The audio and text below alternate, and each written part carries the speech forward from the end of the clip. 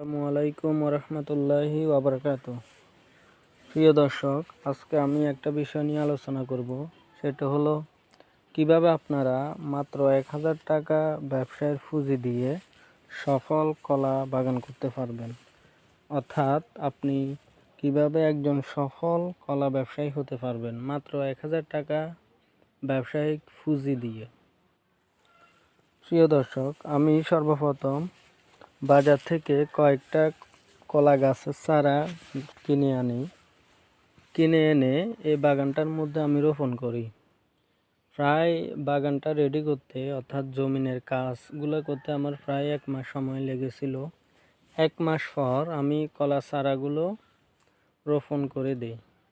আজকে প্রায় 1 বছরের ভিতর আমার কলার গাছগুলোর বর্তমান অবস্থা দেখেন আপনারা, বেশ বড় হয়ে গেছে কলা গাছগুলো। এখন এই কলা বাগান থেকে প্রচুর কলা করতে পারি, আমি বাজারে বিক্রি করতে পারি এবং বিক্রি করে ওখান থেকে টাকা আয় করতে পারি।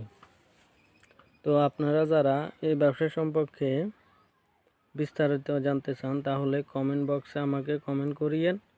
আমি সবার কমেন্টের উত্তর রিপ্লাই করার চেষ্টা করব। ধন্যবাদ সবাইকে।